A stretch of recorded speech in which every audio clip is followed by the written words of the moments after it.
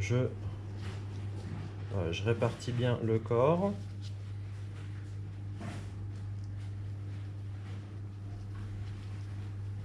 Et tant qu'à faire,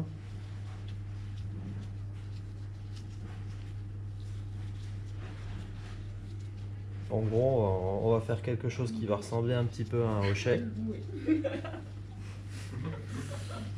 Et si je passe la tête par-dessous, bah, elle ne risquera pas de partir.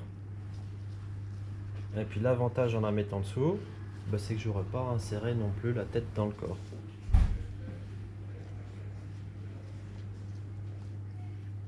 Voilà. Alors ce que je dis toujours... Comment? Ouais, ça se fait, il y a un petit coup de main à prendre et puis voir comment bien répartir la pâte autour. Une fois que vous faites ça, ça va aller. Les trois techniques fonctionnent bien.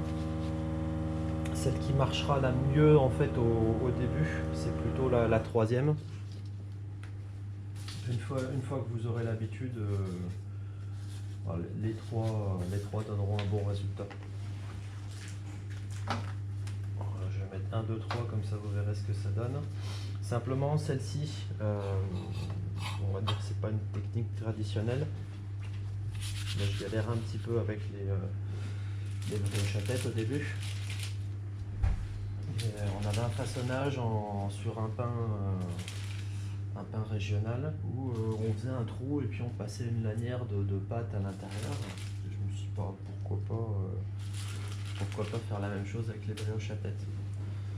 Donc si ça vous arrive en examen de faire cette méthode, bah, simplement soyez pas surpris, les jurys en général ne la connaissent pas forcément, donc ils viendront sûrement voir ce que ça donne, ils iront voir ce que ça donne après cuisson, mais c'est toujours très bien passé en examen.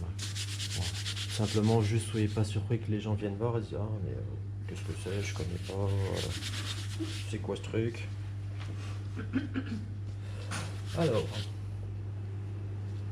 attention, les briochettes au sucre, ça va être les plus compliquées. C'est comme la brioche nanterre, vous vérifiez. C'est bien fermé en dessous. Et ensuite, on relisse. Et je pose sur ma plaque. Et comme ça, ce sera suffisant.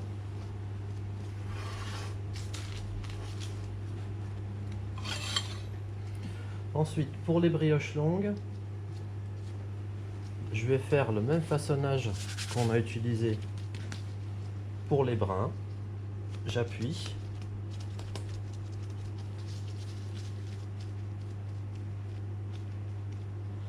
Je vais reprendre mon tiers inférieur que je replie, le tiers supérieur que je replie aussi tout en roulant, comme ça me permet de bien souder. Je ferme sur les côtés et je viens replier cette partie. Je soude bien.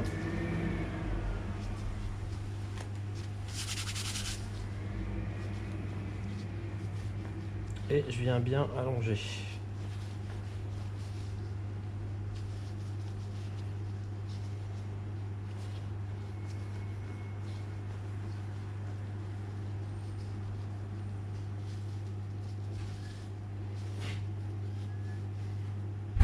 Si je fais cette forme un petit peu rectangulaire, ça vous rappelle pas quelque chose? Non?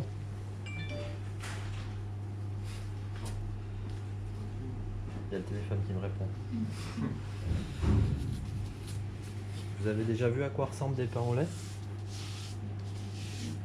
Ouais, un peu avec la découpe. En gros, ça va être la même forme que les pains au lait. Donc soit on peut avoir une forme un petit peu rectangulaire comme ceci, soit on peut faire la forme en navette.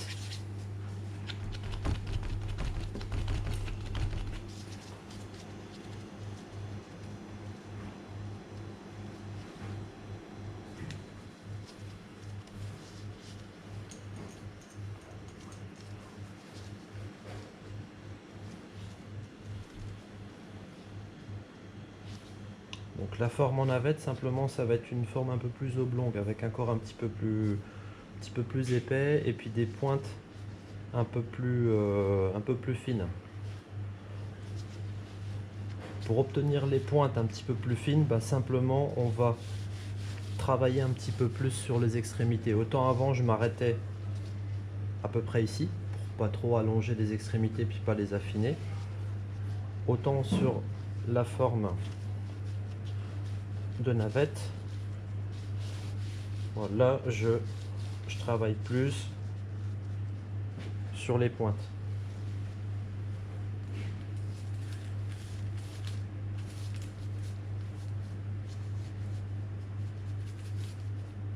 Alors, si vous voulez un repère pour les pièces sur la longueur, bah, vous pouvez faire comme pour les éclairs. Vous prenez la corne rouge et puis vous les faites à peu près de 11-12 cm, ce sera très bien. Est-ce que à l'examen, ils peuvent par exemple imposer de faire une forme particulière pour, Bon, ils peuvent vous demander faire 10 navettes par exemple. Ils peuvent vous demander une coupe particulière. Mais en revanche, par exemple pour la brioche parisienne, ils ne pourront jamais nous dire il faut utiliser telle ou telle technique. Non. Là, vous faites celle qui vous convient. Maintenant, alors si vous avez vu que là j'ai retiré un peu sur ma pâte, je l'ai replié, on a des pâtons qui se tiennent bien au niveau de la tenue de la pâte. Le jour de l'examen, vous êtes un petit peu à la bourre, ça peut arriver. Plutôt que de façonner tous vos pâtons comme ça en redonnant bien de la force pour qu'ils soient bien, vous allez vous allonger bien. Et l'avantage en fait d'avoir déjà bien boulé,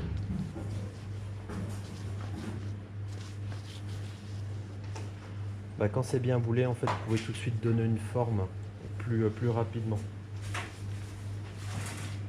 Donc, jour voilà où vous êtes un petit peu à court de temps, vous pouvez aussi simplement prendre votre boule et puis en fait tout de suite l'allonger. Je vais chercher une lame, je vais vous montrer un petit truc aussi.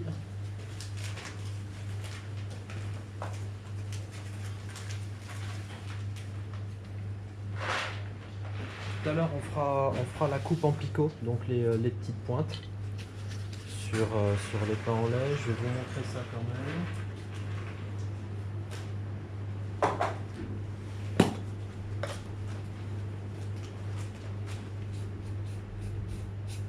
Alors, pas forcément besoin de presser la lame, mais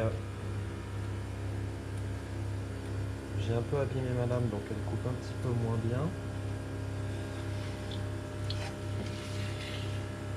Je pense pas qu'il vous donnerait ce genre de coupe, mais autant les picots on va les faire à peu près à moitié, un tiers de la pousse, donc moitié, un tiers de 1 heure, ça fera 20-30 minutes.